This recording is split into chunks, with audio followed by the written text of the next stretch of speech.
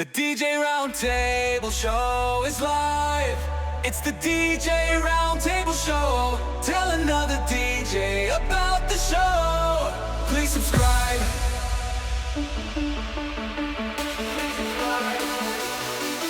It is Tuesday night. It is 8 o'clock.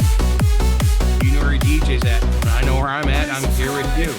Yes, it is another DJ Roundtable. Even though Joe is asking, what are we doing? And where we're at and what's going on? As well as everyone asking what's happening. I have Chris somewhere on a dark, mysterious road coming back from a mysterious thing that he had actually had a little bite to eat and had a little fun. We have DJs all around the area, all around the country, and all around you. We have South Carolina, North Carolina, Ohio, Wisconsin, LA, and New York. Well, New York State, up a few miles away from New York City. We got some cool people here. Got people to hang around with, and hopefully hang with us for the next hour and enjoy yourself. And as always, we thank you here on Twitch, which we're live. And we are always enjoying what you guys say in the chat. I try to keep up as much as possible. And if you have something to say, put it in there. Yes, you are the first one. I have someone in the chat saying, I'm first. Yes. I always try to be the first in that area for when I go to other people's shows and stuff, be the first person in the chat. Speaking of other shows, we have some other shows. So if you're watching this over on the tubes, yes, the YouTubes, I always say the same thing. First thing first, we have some new subscribers. I want to thank you guys all for subscribing. Make sure you tell one of your friends about the show. But do me a favor. As I always like to say, do me a favor. Make sure you hit that like button, the thumbs up. Make sure you hit the subscribe and the bell icon so you know when the show is live. There's links down below with other DJs here. The other thing you should be able to do, no problem, is see we have a few other people here with other shows. First thing first, we got Monday night, Time to Spin. We have Thursday night, we have Dwayne, cue it up. We also have Thursday night at the same time, Dwayne. Dwayne battles with our other friends at Start to Spin. And then we also have James King on Wednesday nights. He has his King Court. He's also been doing a thing on, I want to say Sunday nights, with his Canadian friend, live talking about gear, which is always interesting. And also, we got some other stuff going on. Joe has his audio visual theta. Don't forget, you want to get a step up in your gear, your look for 2026 or 2027 and beyond. Get a hold of me. I'll get it in front of Joe. Joe will more than glad to sell you one of those. Great unit, nice thing to have, easy, compact, something to be set very quickly at a gig, taking down cocktail, ceremony. You're doing a bar gig. You don't want to bring those big, huge gear. There you go. Boom. Done and over with. Easy, simple, backyard party, even a full wedding. Why not? You can do a lot with it. Joe can walk you through it. Again, if you need to, contact me. The other thing also, don't forget, we have our friends at photoboothdirect.com. You have that going on with a discount. Discount codes in the beginning.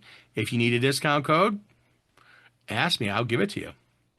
With all that fun stuff said, it's always nice to start the show. We got a lot of DJs here. We got Chris. I guess he just got home. He's going to run inside the house and get ready for the show himself. The other things, everyone's here ready to go. And I want to talk about this because everyone's been talking about, I see tons and tons of videos, and we probably all seen some of these videos. Hissgate, Soundgate. Is it good? Is it bad? We're talking about the Exatons. I know some people have them, and I'm not asking for reviews. If you have it, which I know one DJ here does have them, I want to hear his idea and his thought, how he likes it, how he's living with it. I also want to ask other guys, have they heard them? Have they seen them? And also, what's their thoughts? It is a brand that people are out there, pushing and saying, hey, this is the best thing since sliced bread. It is a nicely priced item. It is very reasonably priced at $600 on Amazon as of right now for the 1508s or 1503s. And then you have the newer ones, 18-inch ones, which are a little bit more. And what I've read, the specs wise, they're okay in specs. Again, they're not a high power speaker. They're not the same output as like the EV 90s or the 70s. They equal to kind of the EV 50s, kind of the J8s. Again, nice, respectable amount of sound and power. But the big thing is that, like, my big thing, I see things. I'm on a couple uh, groups on the social medias, and I see people talking about things they're running into, them walking, problems, so forth, so on. So those things I'm seeing, again, every manufacturer has, with a new product, has a time for teething. And they have changed the product around a couple times because they've changed their logo, they've changed the product. So my question to you guys, and I'm going to kind of wait a little bit before I talk to the DJ that has a set, and I know, but I want to know what you guys think about the Exatons.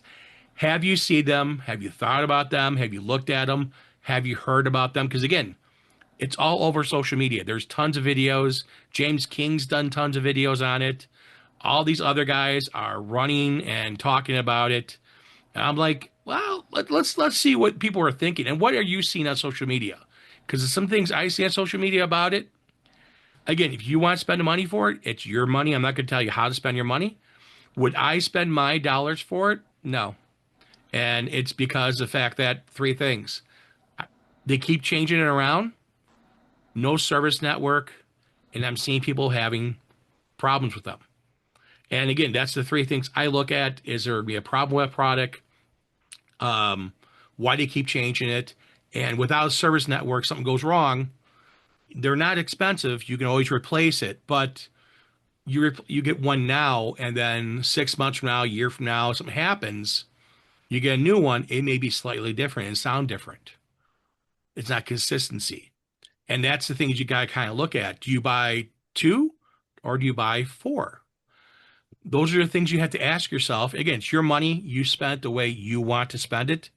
I'm not going to tell someone they have to buy it or they don't have to buy it. But again, I want to hear from you guys. What do you guys think about the Exatons? And what have you heard about the Exatons? Yes, I have some weather. I hear thundering. My dog's been running around. And I know down in Kankakee, they had tornado touchdown and destroyed a bunch of stuff down in the Kankakee area. So hopefully everyone's safe down there. If you're watching this in the future on YouTube, today, as right now, I'm having thunderstorms. So if you hear some rumbling, that's not me. That's the thunderstorms. Adrian saying second wave is coming. Yep, that's what's hitting us, and there's gonna be more coming. And they were showing down in Bolingbrook and stuff, hail, basically softball size hail. So 3.5, 4 inches in diameter. So you had the broken windows, broken windshields. Not fun. So I'm going to start with Hunter. Hunter, have you heard of the Exatons? Have you seen the Exatons? Have you seen anything on social media about them? Nope, not at all. I don't know anything about them. Okay. All right. I'm going to go over then to Jeff. Jeff, have you seen stuff on social media, and have you seen them? Have you seen them in person? Have you heard them? I've not heard them. I've seen them. They are, for lack of a better term, they are the um, poor man's column arrays. I hate to say that, but for $500 for a column array, it's a great price. But you get what you get. Some people may look at them and call them disposable, and I think that's what we've heard in the past, a couple of episodes. that this is the speaker you take to a bar brawl, where you may get stuff damaged, right? So it is what it is. It's 125 decibels at its peak. That's not great, but it's not bad either for $500 for a speaker. It's 15-inch woofer. Let me see how I pulled it up here. I think it's got 8 um, neodymium mid ranges or high end. They're calling full ranges, but yeah, they're 3-inch, 3.5 inches, not a full range speaker. So yeah, it is what it is. It's a great price for a somewhat decent speaker. Personally, I'm like you, buddy. If I'm going to spend my hard-earned money on something, I want it to have, some good quality behind it, some good support, some, good manufacturer. But that's not to say that the Exatons can't perform and last long enough to justify a inexpensive price for them. So we'll see. Time will tell. Give them a year in the real world and see the reviews at that point. And it's unfortunately, like all DJs, we all started out. Probably every single one of us in these squares have started out buying inexpensive stuff early in our careers, and we regretted it at some point. But that's not to say that now that you're, doing good, it's probably not a bad investment to buy a cheap pair of these to take to a place that you don't mind getting beer poured on them, or they're going to get beat up or wet. So, it is what it is. That's my Yeah, two I cents. mean, yeah, I kind of get where you're coming from because I started out with the Ion Audio 2P Maxes, and I don't regret them whatsoever. I actually like those speakers, and it's just whatever I had. I'm really thankful for what I started out with. And one of the things, hopefully, it's not a wet environment because water and electricity, they get shocking environment for everyone involved, and that's not what you want. But Jeff, the one thing is that I know you have EV and you have LD. I thought you had I got I thought you had LDs, EV. Mackie. Oh, Mac. I'm sorry, Mackie, for your two-way cabinets, and then you have your LD systems speakers, your arrays. The thing is, like where I see a lot of things in the forums and people talking about them. Right now, they're easy to get parts. It looks like the manufacturer is keeping up with parts, but the thing is that 6 months, a year from now, that's the question. Two Dudes Audio actually did a great breakdown on the speakers, and the quality of how the screws are set to a lot of other things. It's again, you got to look at the price point, and it's not going to be equal quality to an EV. One of the things, Brian BSR, he was doing a replacement for his cap on top of his Evolve 30s, and because they got knocked over, and the cap cracked, so he had someone 3D print a cap he was putting on there. The one thing I noticed on his units, the screws actually had Loctite on them, where the Exatons, when they took them apart on Two Dudes and even on James, there's no Loctite on those screws. And my JBLs had Loctite on the screws. They'll vibrate out. Yeah, it's like I'm taking apart my RCFs, so I don't know about that. They have been taken apart for repair because I took them into a repair center, and they were repaired at the repaired center by an authorized RCF dealership. So they have certain parameters they follow, uh, but I have no screws backing out of them. It's one of the things that spending the money on stuff. It's every dollar counts, and $600 speaker again, like before, it's great. It's a great price. It's again, I've not heard the speaker itself, but again, it's one of those things I have a lot of questions about. I'd like to hear the speaker. I'd like to see how they are, how they perform. A 15-inch woofer is going to give some nice amount of air, even though the SPL is not as high as you would think with a 15-inch. It should be like about 129, 130 in that range versus 125. but also they're not overdriving it. And, it's like anything else. You have to kind of hear it. The SPL numbers do help out to make you an informed decision. It's like a horsepower motor on a vehicle. This vehicle has 200 horses. This vehicle has 230 horses. The 230 horses can be slightly faster than 200 horses, but also what's the ride like? What's the quality of the vehicle like? There's tons of questions about it, and that's the kind of feel you have to look for the speaker. And like I said before, repair wise, that's the big question. Well, the subs are made out of wood, so that's a plus. Yeah, yeah, that's one of the things they showed on there. I want to say it was plywood. So Yorkville It does just said that. wood. Yep.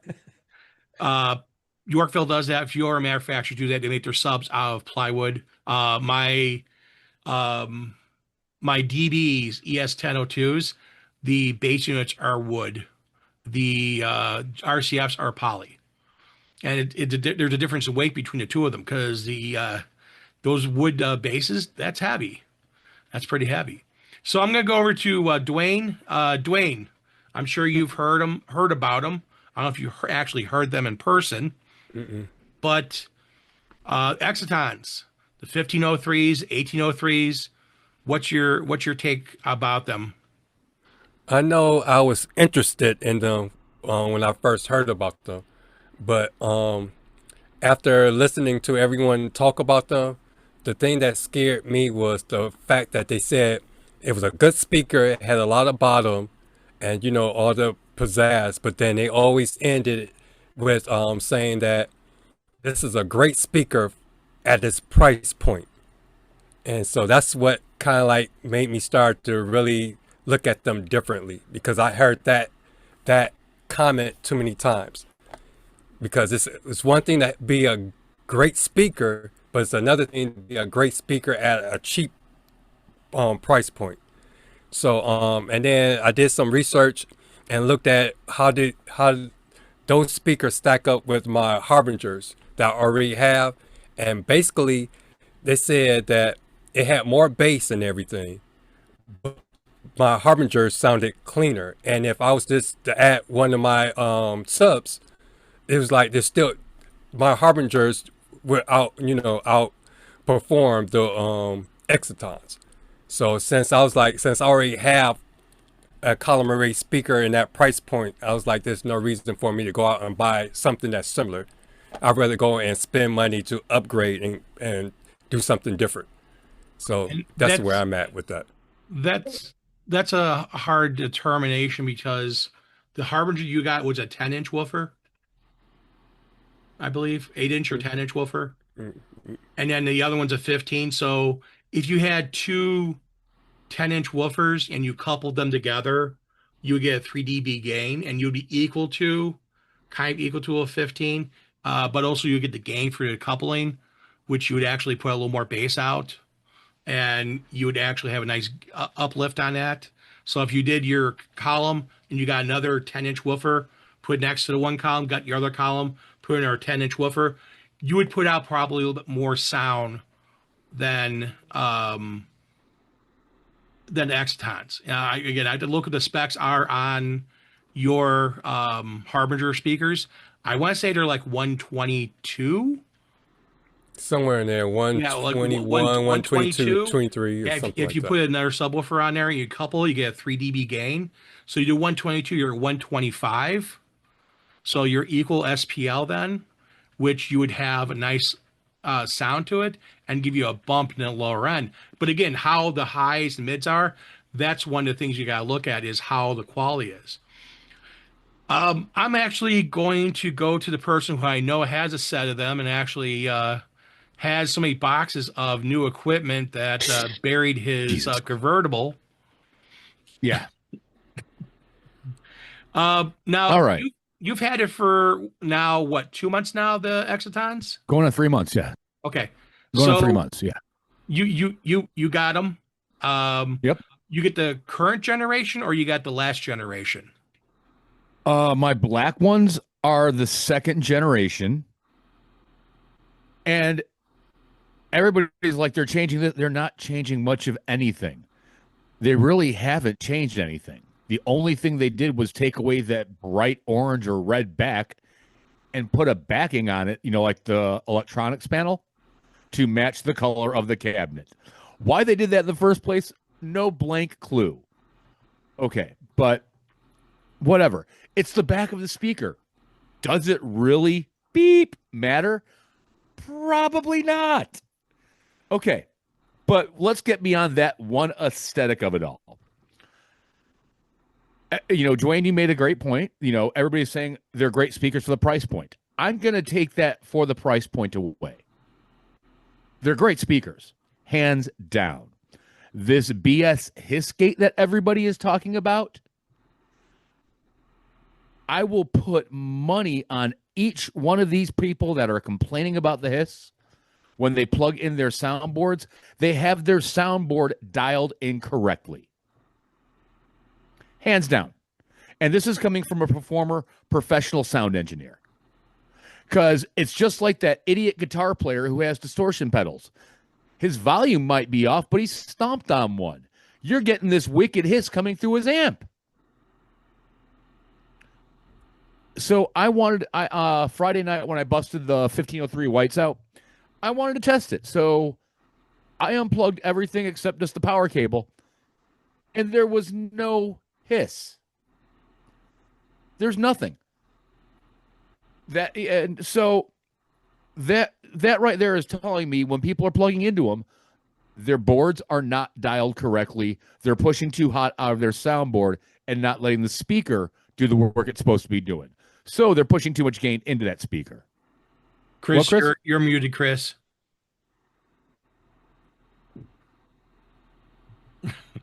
Chris muted Can I himself. play devil's advocate with you for a moment?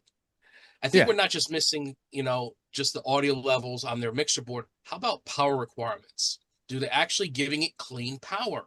Are they grounded? Are they not? Do they have other things on that circuit? We don't know.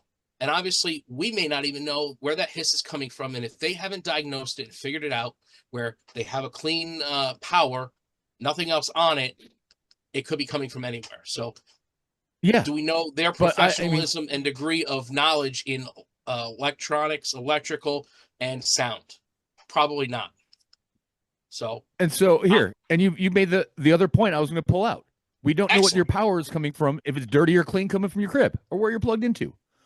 There are so many variable factors that all these people complaining, they're just and I hate to say it, in the current status of social media, people are just looking for things to tear apart. Yep. Rather than build something up or be willing to take a chance on something. So, and buddy, I will say the bass on these things throws. However, at about 50 feet or so, it does start to taper off a little. Not going to lie. It doesn't have the throw of an RCF. It has that smack you in the face punch or in the chest punch. You get it. But the consistent low end throw that washes, not so much when you get away from the dance floor. And here's the thing that people keep, like everybody's like, these aren't loud enough. Why are you trying to kill the entire room with sound? When you get to the dance portion of the party, where is your sound supposed to be focused at? Against the back wall, 100 feet away, or at the guests on the dance floor? Which, the other part of it is, I got these because I didn't want to have to keep carrying around a 15, like my LD systems or my RCFs all the time. When I'm doing a 150-person wedding, I don't need 18-inch subs and 15-inch speakers anymore. My 52 going on 53-year-old body is tired of moving it. Dwayne, buddy, Jeff, Joe, I'm sure we can all agree that at a certain point, our body is agreeable to move this crap. Here, I'm still benching 180. I can still put up 180 and leg press about 600. I'm not going to try deadlifts anymore. My back was way too sore for too long, but I'm still in good physical shape, and moving this stuff is just ridiculous if I don't need it. So, the other thing, using the right gear for the gig you have. Matt, I mean, he has some amazing sound, and his couples do want to get kicked in the chest with his subs. I totally understand that. But the average couple doesn't need that. They're not some high fidelity enthusiast that's going to be at your wedding. So this is why I still have my Maui 5s. I didn't sell them. So if I have something that's 50 or 60 people, I'm not bringing out the Exatons. I'm bringing out the Mauis. And the other thing you were saying about sound with them, I will say out the gate, they are super, super bright. And if you don't control it well with your soundboard, yeah, it might start sounding a little harsh. I won't deny that. But on all of my soundboards, I'm actually going to throw a graph on, because I still like the analog feel of a graph and an analog soundboard. I'm throwing graphs on both my Toads. But even without them, I'm still getting a super crystal clear sound. And the one thing that matters most is not what other DJs are thinking about what gear we're using. Our clients, the people that are referring us. And the wedding I did in January, my first run out with these, it took on a wedding of 300 people that was only supposed to be 250. Actually, it was supposed to be 225, but got bumped up last minute to 250. And then 50 of their friends crashed the wedding. Even with them in front of my booth at 150, 200 feet away, the wedding coordinator said she could hear everything clearly, over people screaming, over jumping, over everything. And I haven't, and everybody has actually complimented me since I've dialed them in better on my soundboard. The last 3 gigs I've had with them, everybody loves the way they sound. So, and I don't know about anybody else, but I wouldn't dare run a gig, wedding or not, well, wedding or event. What if I have to do a plug and play and bring my equipment to a club gear? I don't care how it sounds. You're getting whatever I bring. But if you're not using a soundboard, you're doing your sound a disservice across the board. But I truly like them. They're getting the white ones was a little bit of an issue because they actually made a mistake. So I had to wait for the next batch. I got a sweet, sweet discount, and they're sending me some swag.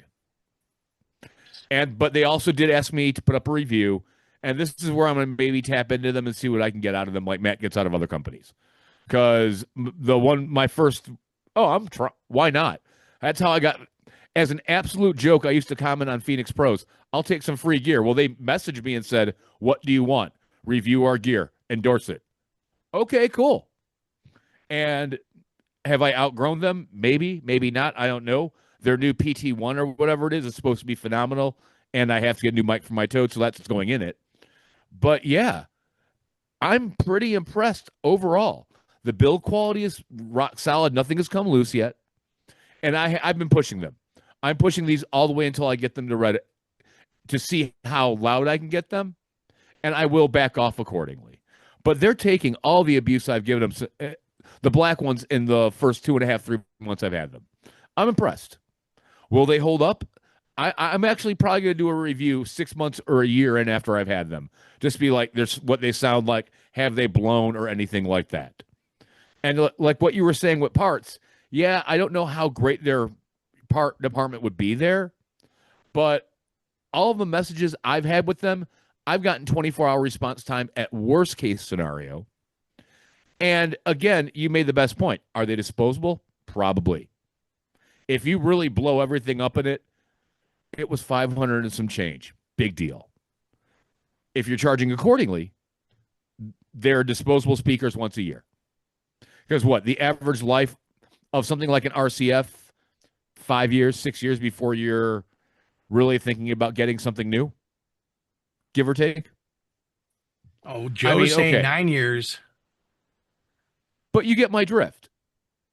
That investment in our, expensive RCF, like you were saying, it would add up to the equivalent. But to each their own. I know Janai and Spinelli hate them, and I know like James King and other folks love them. Vince, too legit, he loves them. I'm on this side that I love them, and it's not the price point. Because I was honestly ready to dump 65, 7,500 bucks on RCF columns this year in both black and white. And when these came around, I'm like, I'm willing to take a chance. And if they get me through the year and I hate them, I can dump them and go with my original plan. But since I've loved them thus far, my new plan and I can't stop buying gear. I've got a DJM AS9 Nexus coming this week. Yeah, I switched out my mind for the. I've been fighting about the S11 in my brain. And I said, if I want to do back-to-backs with anybody, I better get the 9. So that's coming, and then this whole thing behind me gets completely redone. There you go. But it enabled me to be able to afford to get that. Here's a question for you, Bradley. Since you've gotten them and you got the Exatons in both black and white and stuff like that, have you put black and white next to each other and listened to the sound, or have you not? The black one and the white one, because the black one is, you said, second generation, and the white one is the third generation. Yeah. And the only difference on the third generation, legitimately, the feet and the logos. The only differences. And that was because on the first run of them, I think I have second. Yeah, this is second run. Yeah. So the first run had black emblems on a white speaker, which everybody was complaining about. It's a beep. It's an emblem. Does it really matter? Right. If it was any other company, like here, LDs, I think my white one, no, is it LD? I think they have some of their older ones have black logos on their white stuff.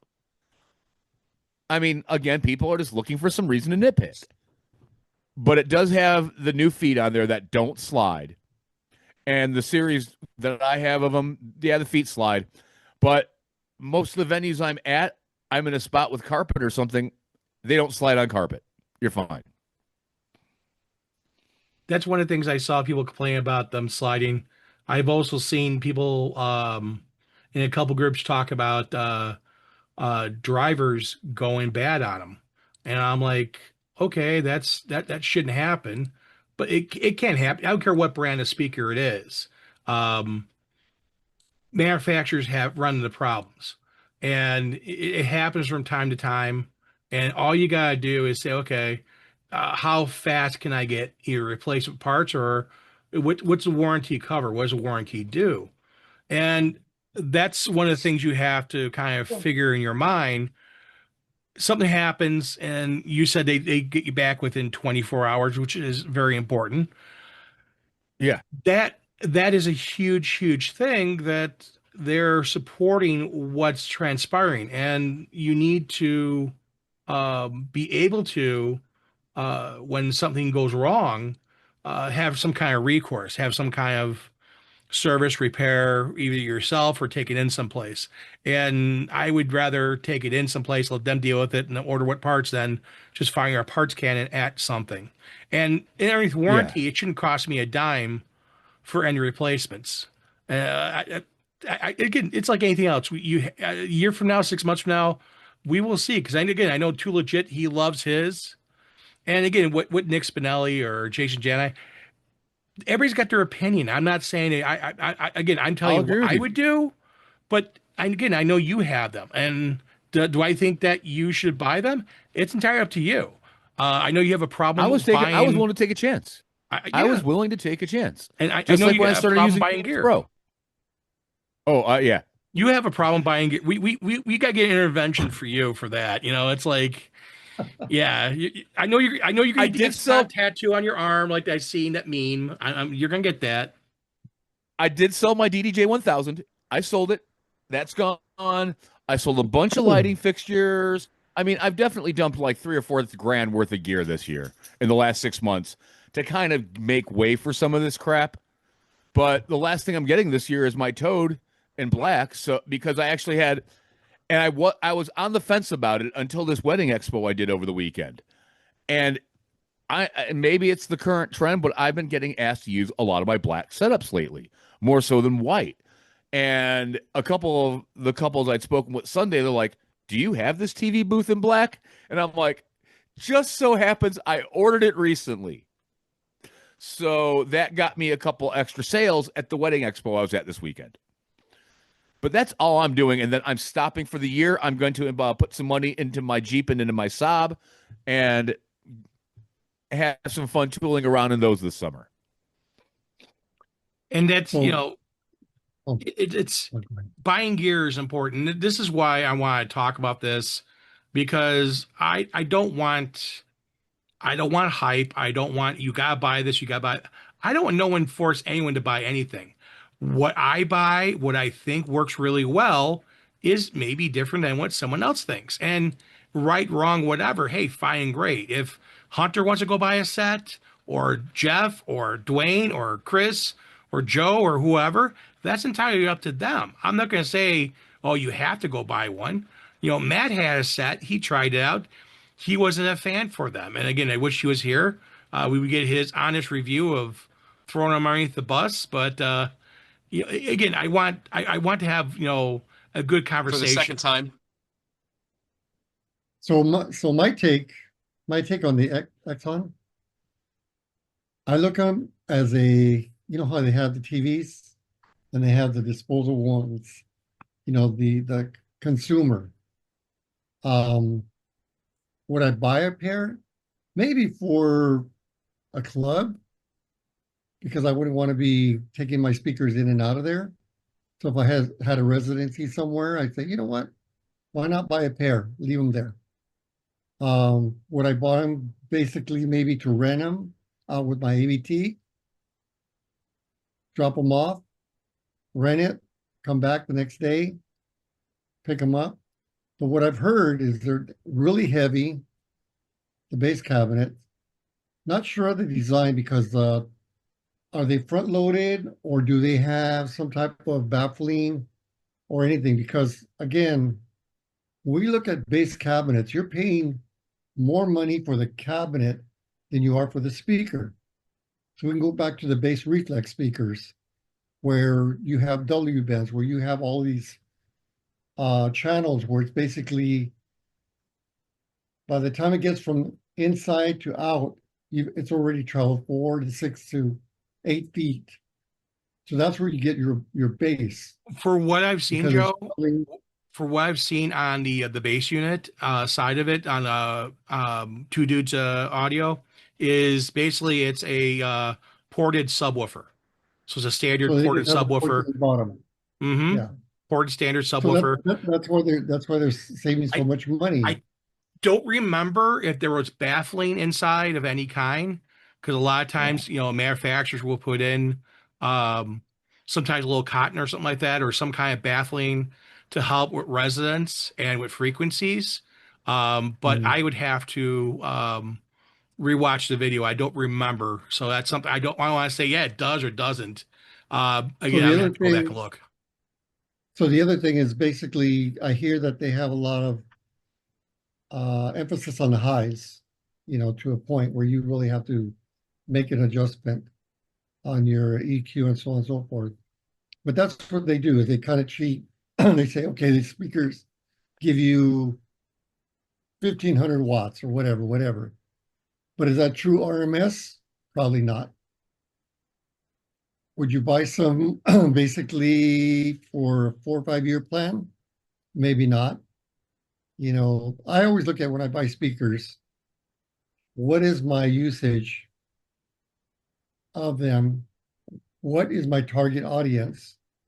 And where am I going to be playing? Am I going to be indoors or outdoors? If I'm outdoors, doesn't really matter. The sound's going to go all over the place.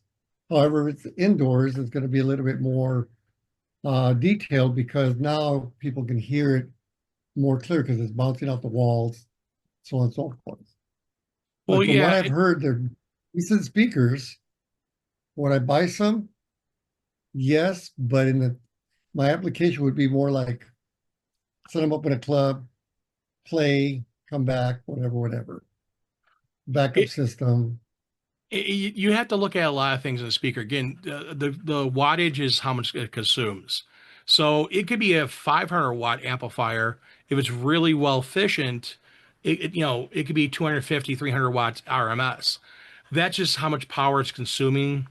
That's not the actual output. And then, again, even the output, would they rate it at 125, 128, 130 dB. That's in ideal conditions in a lab with a sound baffling, not in a real world. It's kind of like the way you can equate it when you go look at a vehicle. You go to the dealership and you see the Maroni on the window. That's what the window stickers call it, called a Maroni. You see the Maroni on the window, and it tells you a lot of things. The engine. It tells you all the toys it has on it, but it tells you also the mileage, and that's done on ideal conditions, laboratory level stuff. You get a vehicle that says, hey, you get 25 highway and 20 city. Hey, great. In the real world, you're like 17 city, 18, because you're doing things differently. You're not trying to look for the best economy. You're trying to get from this light to the next light. You're trying to get to wherever you're going. So you may be a little heavier on the gas pedal. You may be a little bit heavier on the brakes. There's all these different things in there that is not ideal. And again, temperature is another thing.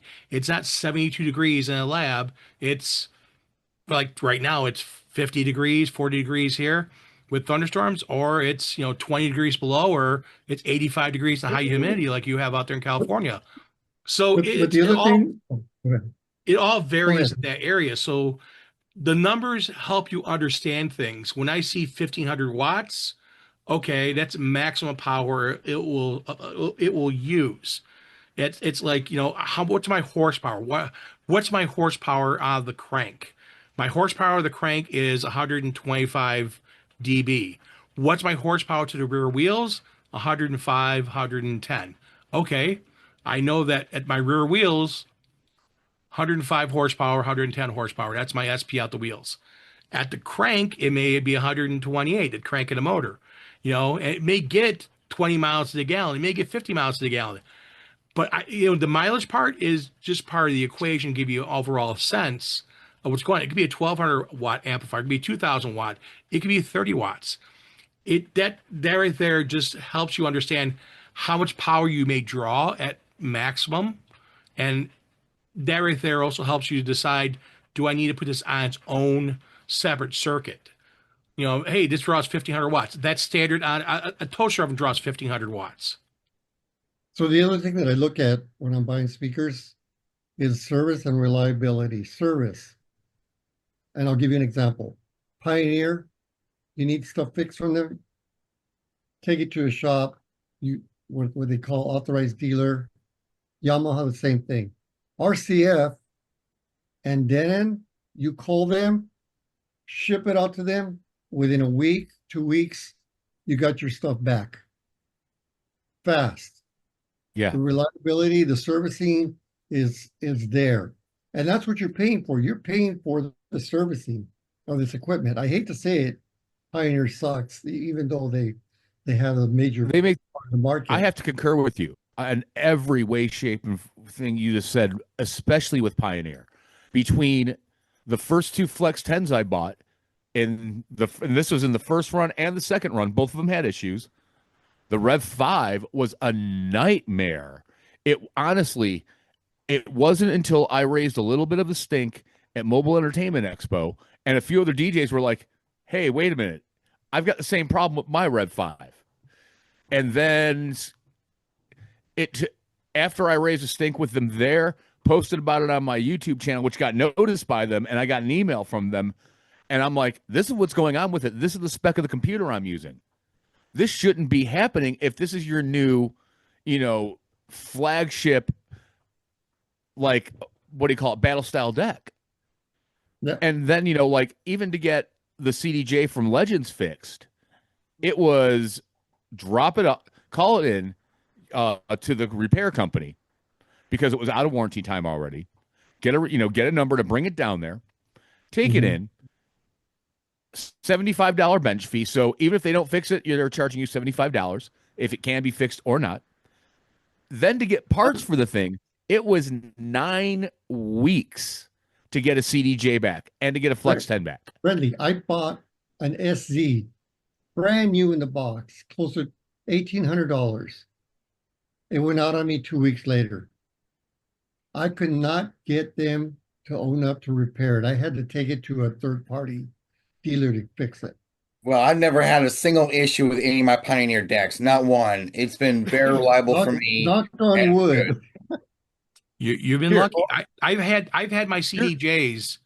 I had taken them in. One of the bearings went bad, and my CDJs are Japanese made, so they had to get the bearings from Japan, and it took a while to get it. And that's one thing. The CDJs are a little different.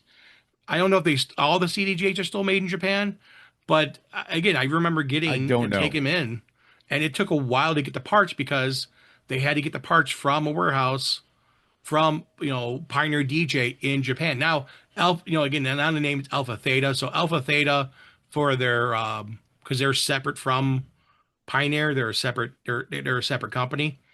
But Alpha Theta for same engineers, same people. I really feel that once they find a problem, they're gonna try and fix it aggressively. And I'm glad that there's resolve on it. Can there always be better ways? Sure, there's always a better fix. But that's the thing you have to look at is what you need to do. But you still have recourse to taking in for repair. Someone can repair. Yeah, it may take a while to get parts. Yeah, it sucks. It's not the most fun thing in the world. I mean, look at what happened to my Newmark. I mean, after 5 or 6 years or so, the jog wheel crapped out on me. But that's so I had to get another controller. That's 5-6 years. It's past it's 5 years. So we're talking about stuff that's newer. Here. You know? And you made you said something great there. Cool thing. Yeah. Your Pioneer hasn't, your controller hasn't died on you. And my RZ, which I've had now, it's the same as your SZ, but it's for record box. It's 10 years old, 10 plus years old now. I've never had a problem with it. And I beat this thing to living hell in the clubs for like 5 years straight. I got one that I can sell you. Oh, I'm good. I've got my RZ. It still works. And here, I had a friend over the other day, and he's like, these are what decks used to be like? I'm like, yeah. This controller right here is 5 years old, and it's still in great shape.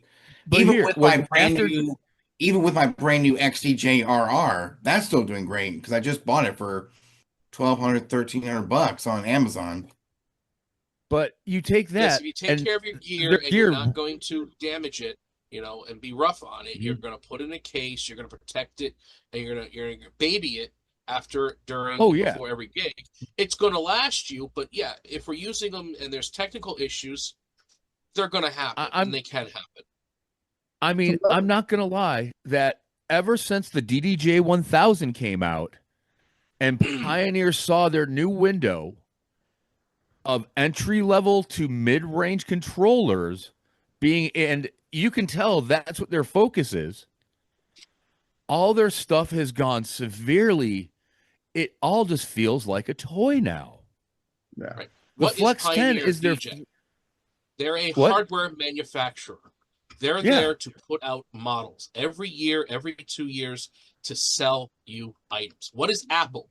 They sell you hardware. I'll agree, but what they're putting out is such an inferior product to even 5 years ago. Do they also have the professional industrial grade product for professionals? That's what the Flex 10 is supposed to be. The Flex 10 was supposed to take the place of what is like the RZ. And it really hasn't. Yeah, it really hasn't. It was supposed to replace those. The other thing, that would be a great subject matter. How DJs treat their equipment, what they do to keep the longevity. And are they buying the correct gear quality to get them through to the gig after gig after gig of what they expect out of their controller? That's another question you have to ask yourself. Yeah. It's like, quality quality you're using. Yeah. What are you willing to afford? If you want to do this for a long time, you're doing it as a quick hobby, extra buck. You want to be that professional. You want to have that. if you haven't thought about that as a professional and you want to be the professional, you're doing yourself a disservice. You have to think about it. And Totally. I want to go on a little bit here, but really quickly, Brentley. Joe was asking, and again, you're leaving with the 1503s. Yeah. How heavy are the bass units themselves? The bottom half, are they as heavy as a normal subwoofer? Half as heavy? No, they're about half. I mean, they're not, to me, they're not bad. Like compared to RCF 18, it's night and day. 112 pounds. Bam. It's just like, Have but yourself. these, I mean, here they're even lighter than my Mackie 18, my Mackie Thump 8 or SR 18s, whatever I have. I can't remember, but they're lighter than those. If that gives you any indication. What is the weight distributed? Because sometimes they put the handles off axis, like, they're vertically rather than horizontally, whatever. Here, they actually, when I bend over to pick them up, the handle's in the right spot. So if I pick it up, it sits where it's supposed to as I'm moving it. Because it doesn't tilt one way or the other. Yeah.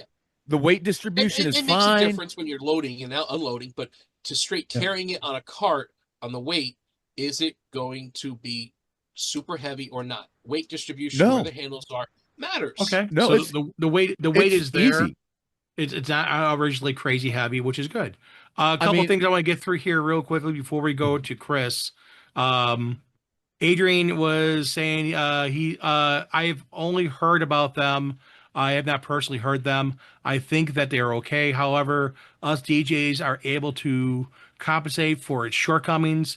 Would I want them? Not really. I don't have a need or want for new speakers. And definitely, because I still use the JBL Eon 612s after 6 years. They still sound great. They work well, and they've been very reliable for my case. Yeah, for what you do. You're young though. You're young. But you're not young. doing 300 people, 200 people events with those speakers. Someone says, I'm not going to lie. Someone says it's a good speaker. Mike said a friend of his got a set, and let me tell you, they sound very good. And then let's see here. He just got the them biggest delivered thing today. for me was the weight and not moving big column, or like not moving big speakers. If I need big speakers, I'm certainly, if I have more than 150, 200 people, I'm not using these. I am busting out the right gear for the right job. Well, yeah, having multiple right speakers. price. Having multiple speakers is important. Yeah.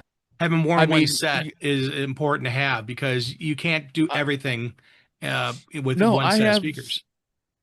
Here, you know what, though? I would say this much. If anybody was going to start off and want to get, like, didn't know if they needed to get big boys, little ones, or somewhere in between, this is a great, like, stepping stone mid-range. Speaker.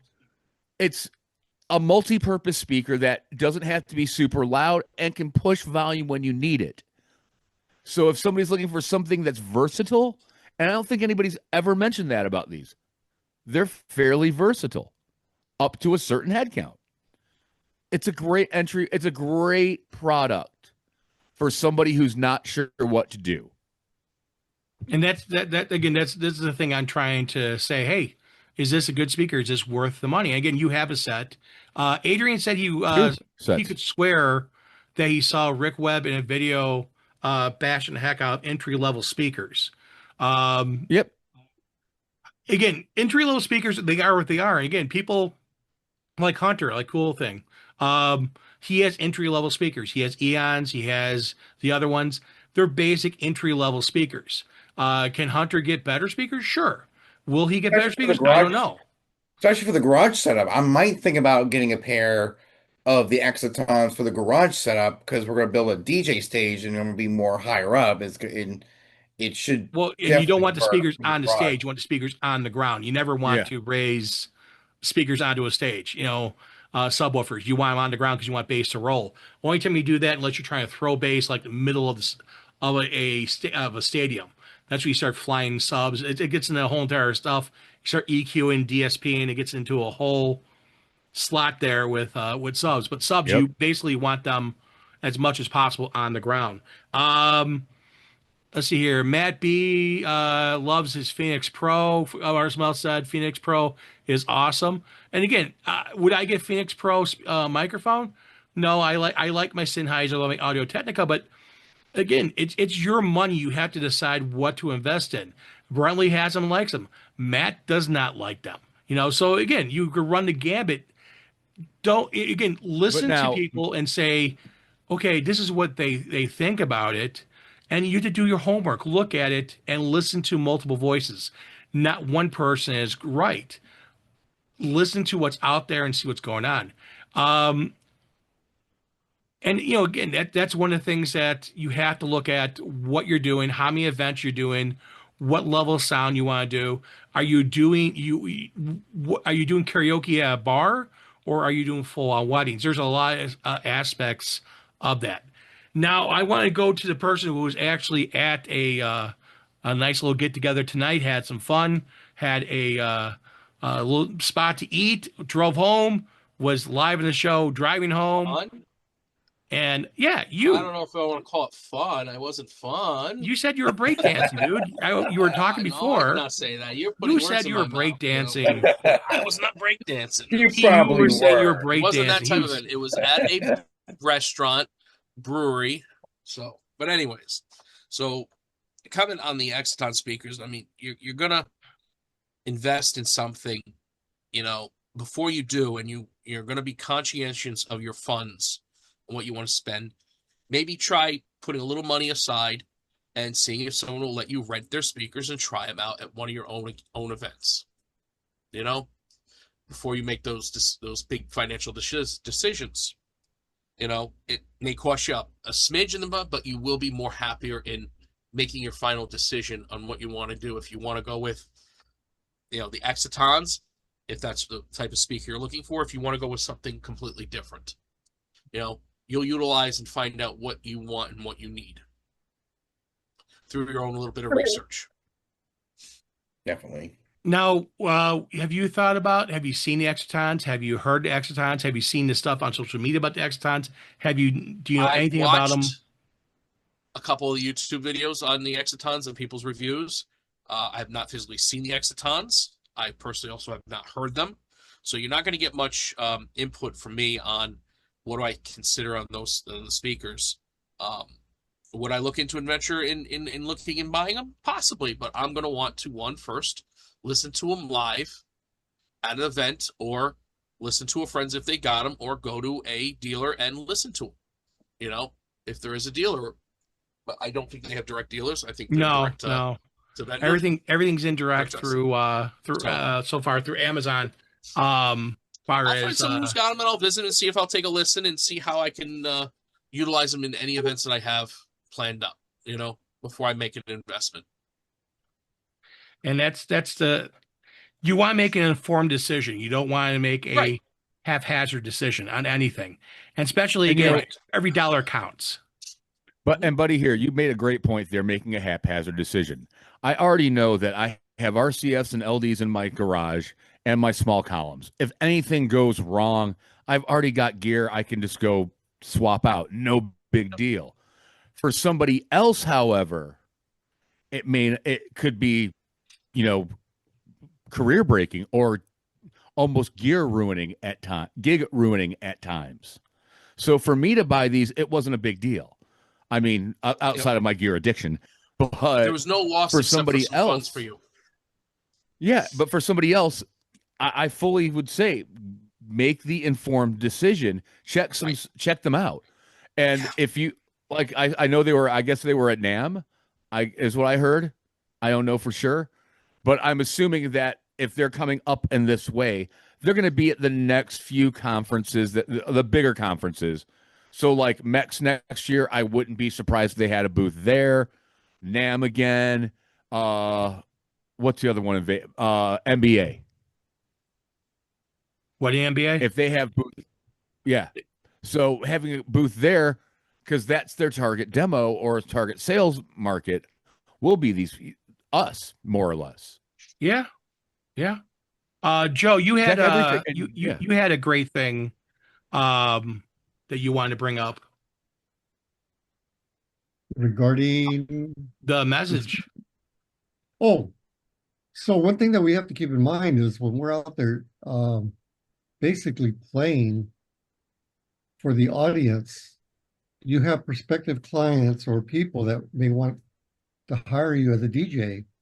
And if it sounds horrible, guess what? They're not going to hire you. So I want to say a good percentage of guys out there, and I'm not going to talk badly, they just don't know about sound reinforcement, how to really adjust their levels. What sound is going to go out there? Are they going out of their booth every so often just to hear if they're too loud or if it's distorted or whatever? But I mean, a lot of times when we're out there DJing, this is our bread and butter. So we want to make sure that whatever speakers we purchase, we're doing it right, it sounds right, because at the end of the result, these are prospective clients that are going to hire you for future events. And I'm sure that most of us can agree on that. And I really quickly, show of hands, how many times we've heard from clients that have been to other events. For me, it's mostly weddings because that's what I deal with. And they had a DJ that had bad sound. They couldn't understand them. They sound like Kenny from South Park. They have, bad distorted bass, Peanuts, or they the have mom from bad, the Peanuts. basically. All right. I know DJ Fire Nathan came in. What's going on, Nathan? And then we're talking about the Exatons. Have you seen the Exatons? Have you heard the Exatons? Do you have any thoughts or feelings on the Exatons? Stolzis Entertainment says they are decent.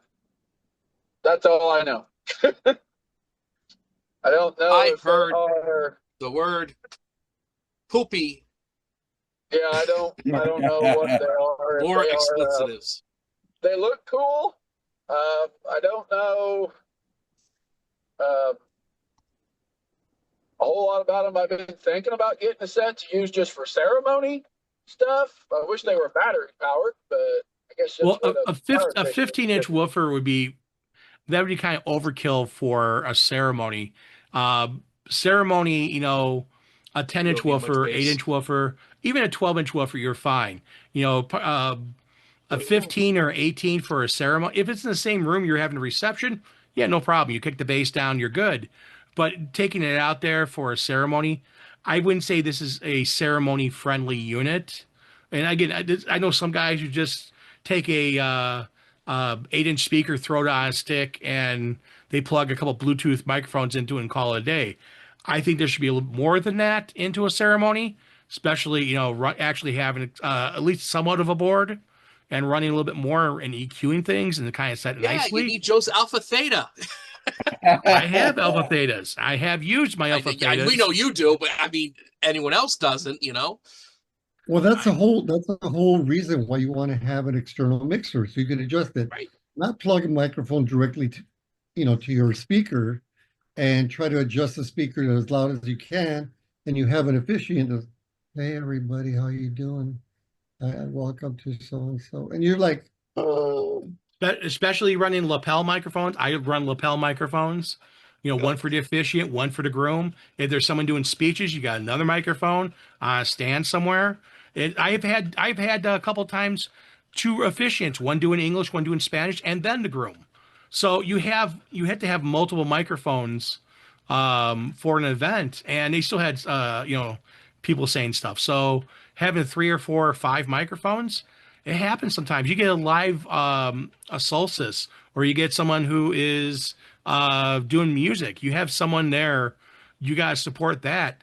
You can't do that in the back of one single speaker. No. So, Nathan, I take it that you're curious about the speaker, so you're a maybe for it.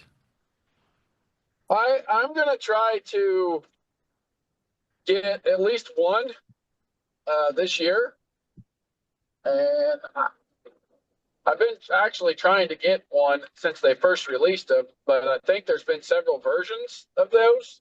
So I don't know the version they're on now, but they told me $600 was too much to send.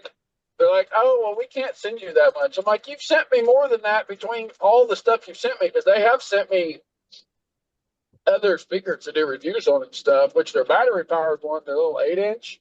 I actually gave it to a buddy, and he uses it for his garage speaker. I mean, I think he uses it for ceremony too, but I don't know. I'll get one this year, and I think I'll probably get one of the Rockville ones, and I'll do a comparison test because I want a set of them, but I don't know if I want. I don't know. The Rockville Titans, the Rockville Titans are kind of interesting speaker. I think they got a second generation now of the Titans from Rockville. So I think I double check. I thought I saw something, but I know I've seen a couple of DJs that had them. And again, I feel that's along the same lines. The Exatons, again, it's a budget friendly speaker. It's not the same level as RCF or DB. It is, the sub $1,000 speaker for an array. How good it works is I've not heard it in person, but it's like anything else. It's a lot of curiosity. And do you have curiosity out there with the Exaton? What's your thought? What's your feelings? What do you want to do? Do you want to get Exatons? And then Mike over here said, wow, 3 minutes over on this James King knockoff show. It's not a knockoff show. Man, Mike's over here calling it a knockoff show. Man. There are no women in this show. Our wives are not here. Oh, I'm sorry. Don't have that problem. Thank you. Thank you very much. James' wife she's a cool girl. She's a cool woman. I like her. I dig her. She's a cool woman. I mean, she would have to be to tolerate having to be on his show when she doesn't want to be. Again, that's how he does. It's his show, and again, she's on there quite a bit. She's usually a lot of times in the chat. I give her a lot of kudos. I always bug Tracy to come on. She's like, no, I don't want to be part of the internet world. I'm like, okay. It'd be funny one day if she just comes up, not as a guest, but comes up in the chat and really, gives you a little, she's talked a lot about here, but she's not. It'd be funny. Yeah, she's been on the show once. I gotta get her on the show again, and hopefully that or maybe have her do her own show. The Tracy E. Mueller podcast. You never know. So with that said, for tonight, we're going to go head off to the Wild Blue Yonder and talk some more afterwards. I want to thank you all for watching. And let's see, who would take us out tonight? Joe, take us out tonight. Well, thank you for joining in. And somebody said something. The round table. We share a lot of knowledge, experience. Don't forget to hit the like button on the YouTube. Follow us on the Instagram as well as Twitch. Thank you so much, everyone. Have a night, everyone. Peace. Good night. Peace.